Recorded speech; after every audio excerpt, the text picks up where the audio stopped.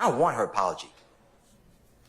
I don't care about Ms. I believe that this honorable court is biased against Mr. Williams and or his counsel, and I ask you to consider recusing yourself. You say in front of the jury how unprepared I am.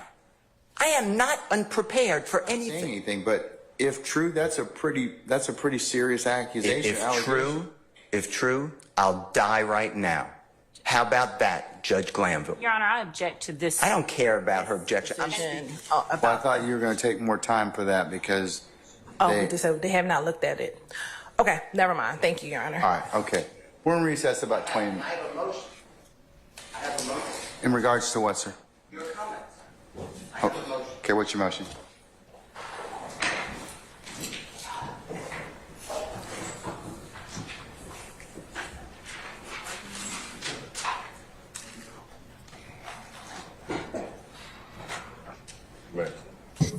This is the second time that this honorable court in front of the jury has addressed me inappropriately and wrongly. Second time. The first time I gave the state discovery of a song from a Super Bowl weeks before. There was an objection. You assumed that I didn't give it to the state. I didn't want to embarrass the court. So you were yelling at me and saying, do you understand me? Do you understand me? And instead of saying, do you understand that you're wrong? I sat here and I said, yes, Your Honor.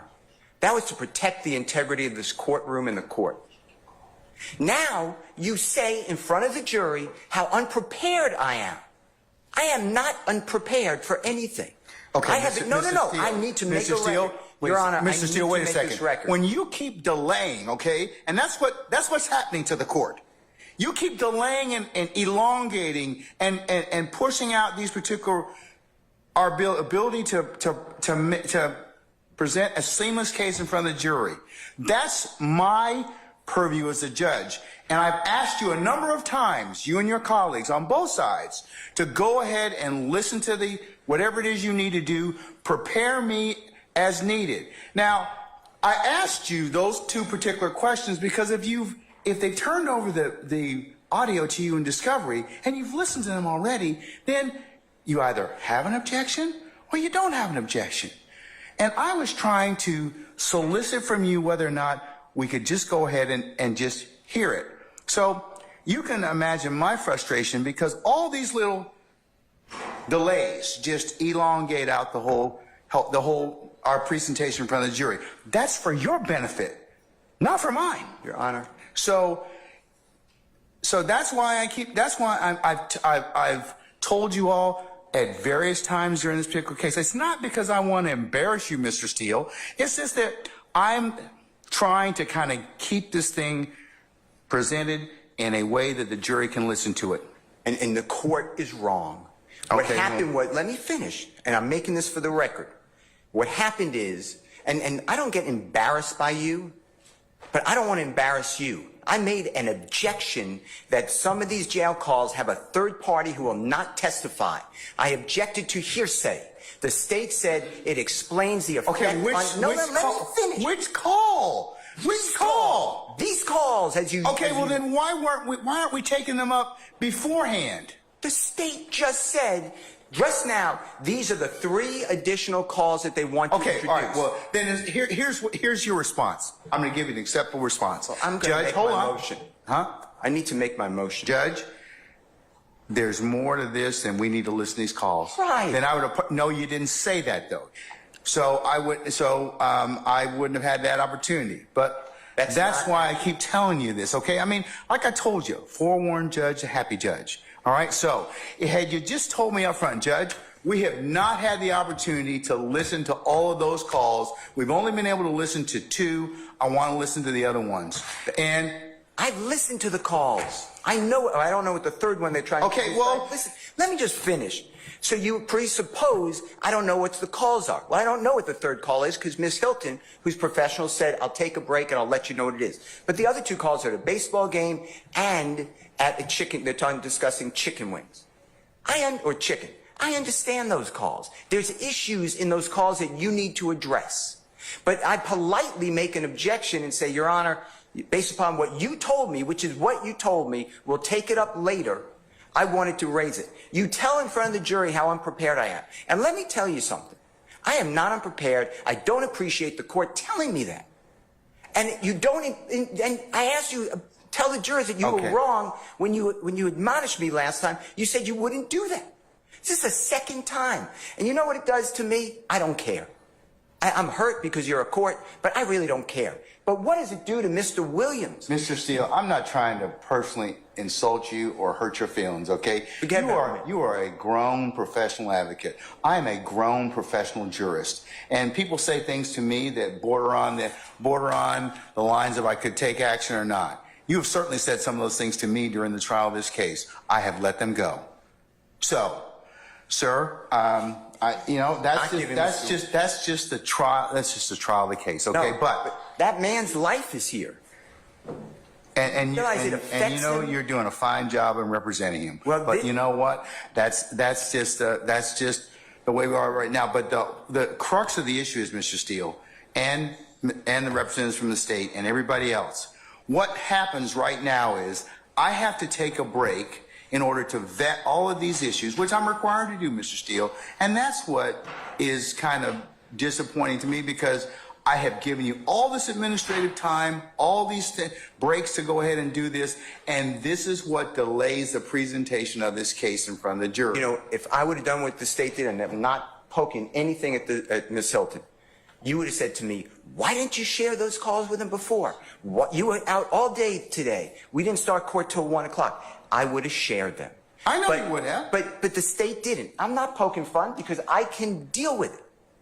But when the court then steps in. But here's the problem. I have a problem with it because at the end of the day, I got to listen to a 15-minute call. You don't have to listen to anything. But you have to make a ruling on it. Yes, but I have to listen to it in order to make the ruling on those. And even if you said you've listened to the chicken call and the baseball call, and if you say there's other issues that come into play, it's better for us to take those things up before I ask for that jury.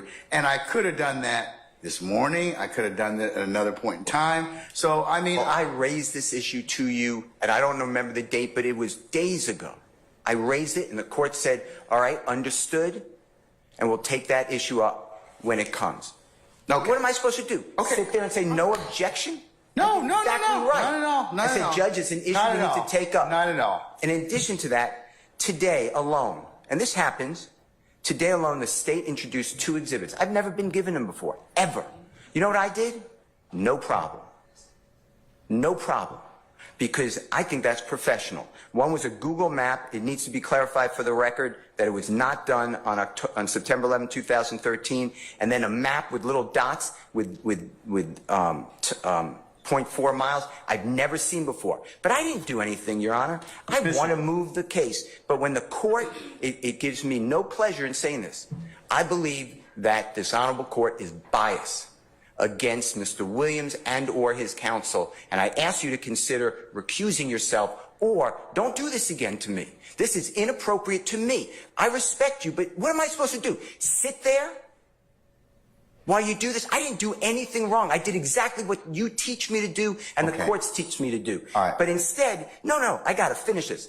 Then I get told to this court says by Prosecutor Love that I'm not being candid with the court and I'm misrepresenting because Mr. Bean never went to the hospital at Grady on September 11, 2013, and Ms. Love has a document on the desk to prove it. I sat right in front of Your Honor at the table, at the bench, and I said, I'd be careful what you say. That's not accurate. Ms. Love looked down on me and she said, it is accurate. You said, we'll take a break, figure it out. After the break, you didn't even bat an eye. Ms. Love said, yeah, I was totally wrong. Mr. Steele's right. He was taken to Grady. If I would have done that and called another member of the bar disingenuous, not truthful, no candor, and misrepresenting, you would have had me yelling in front of a jury. You did nothing. You didn't even ask Ms. Love to apologize. I don't want her apology. I don't care about Ms. Love. But I care about the court. And now if you can walk in someone else's shoes just for a minute and see what you're doing to Mr. Williams, because it's hurtful. I'm not the one wasting time. I'm here every day ready to go. I am not wasting the time. I make a motion to ask you to please recuse yourself. I know it has to be in writing within 5 days. If you want me to do that, I'll do it. And it has to go to another judge. But this is what's going on, Your Honor, whether you see it or not. You're yelling at me in front of a jury for nothing. And then you won't apologize. And I did nothing wrong ever on these occasions or others. I'm going to go ahead and address your motion at this point in time. I'm going to deny your motion at this point in time. And also just direct you that I have the responsibility to control the proceedings in this particular circumstance.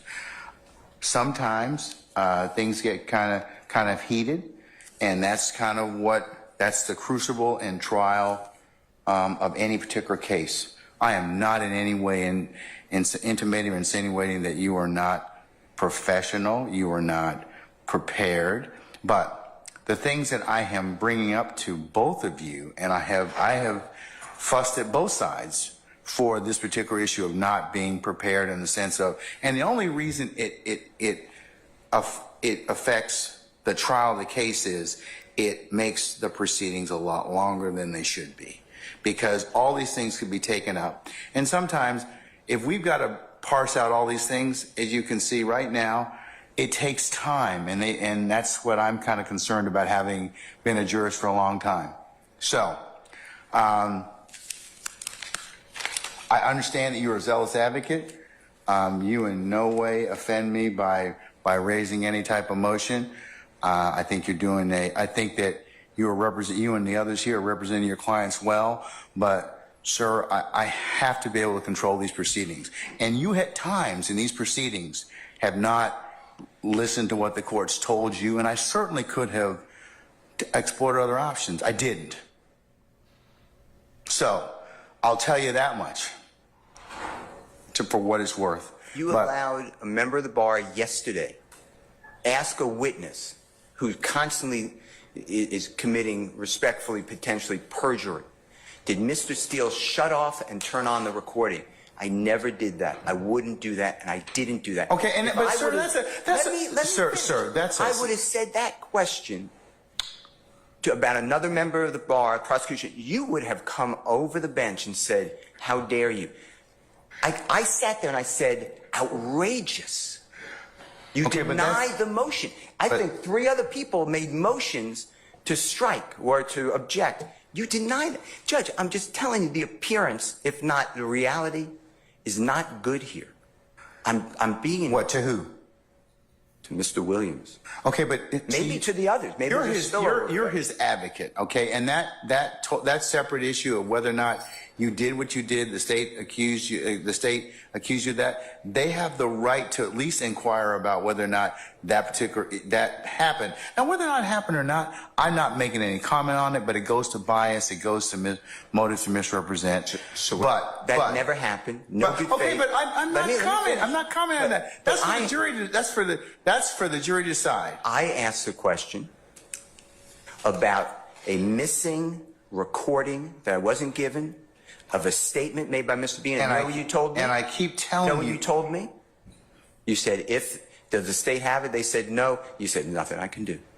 I tried to cross on it. You sustained an objection. Because it doesn't exist at this point in time. Now, if it exists at some point, I told you I'd say it. 1, I'd tell you I apologize to you. And then 2, I'll take corrective action against the party or the entity that failed to give you that particular statement. But the point is, everyone knows he spoke to the detective beforehand. No, we don't. That's totally honest. You believe it. You honestly believe it, and that's true. On September 17th, 2013, I'm recording. Mr. Bean tells that to Detective Quinn.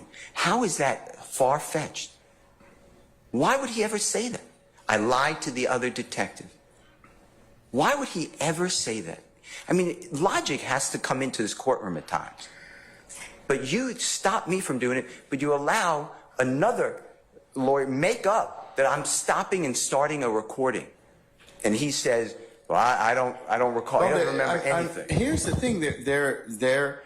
That's why probably Miss Love asked me to put it under seal for the time being. But, I mean, I'm not saying anything. But if true, that's a pretty serious accusation. If true, If true, I'll die right now.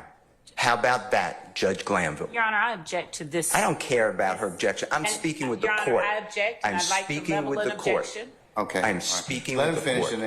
and then you can state your. My point is, if you don't see what's going on, it's because you're not viewing it out of the lens But of Mr. a Steele, juror. Mr. Steele, I can't do that. I have to be the referee. So the jury decides those particular issues of believability and credibility. Now, I'm not getting into the throes of war between you and the state. That's your business, and that is I have certainly nothing to do with a throw war. No, but I mean, it's your ability as an advocate. I told you before, that's your ability as an advocate. All right. What I'm saying is, you said in front of this jury, I was unprofessional. I am not unprofessional. You were wrong. I think at that particular point in time, given the totality of what happened, that's what the court's assessment was. Sir, I am. But it was wrong. It's a snippet in time. Mr. Steele, you're a very good attorney, but I'm a professional jurist, and you may not like some of the rulings that I make, and you may not like the way that the trial is going at a particular point in time. That's for all advocates. Ms. Love and her colleagues, I've told them the same thing. But I think that, my job as the referee is to give you a fair trial. And that's what I'm going to do. Well, I hope that's true. But you just told the jury I'm unprepared. And I am prepared. I don't understand why you would say that. Both of you, and I'll level this against the state. Both of you, that's being unprepared, because that I have to then listen to this to rule on it. I understand, but I'm the only one that the jurors here, the court, take ire with. Ever. Without an apology, without. Oh, I think I've taken Ms. Love and Ms. Hilton and her colleagues to task many times. No, I've heard you yell at them. I've taken them to task as well. I've heard you say to her, "Stop interrupting me. Answer my question." That's taking them to task. The jurors never heard that. Ever. So I ask for a continuing recusal motion. And I know it's not in writing, but I assume that you're ruling on it right now. That's what you're saying. Well, when you got to put it in writing, but I mean, I'll rule on it at this point in time. I'm going to deny the motion, but you need to put it in writing if that's what you wish to do, and I'll appropriately. I'm also asking for a mistrial based upon your statements. I think I made that clear, but I'm asking for a mistrial. Okay, now, Ms. Love. I don't think it's a fair forum for Mr. Williams. Okay. And I don't want to ask for a mistrial, but I have no choice when the court is saying what it said, and I'm not going to repeat it in front of a jury. That's hurtful. And I'm not saying me. I mean, regardless of what I think of it, it's hurtful to Mr. Williams getting a fair trial. All right, Mr. Steele, in terms of what I've told you all already, we're still going through the, I've told you all, both sides have told you. So this just delays the trial. I mean, where I've got to rule upon other things. Well, I made this motion whenever I made it, and I raised it, and you said we'll get to it. Yeah, but it's timing. I mean, did you raise it when we first got in here this afternoon? Did you raise it yesterday? Did you raise it kind of so I could kind of take it at that point in time? None of you did. If I would have been told that there were going to be 3 additional jail calls, I could have raised it. The 2 others are already in. I didn't object.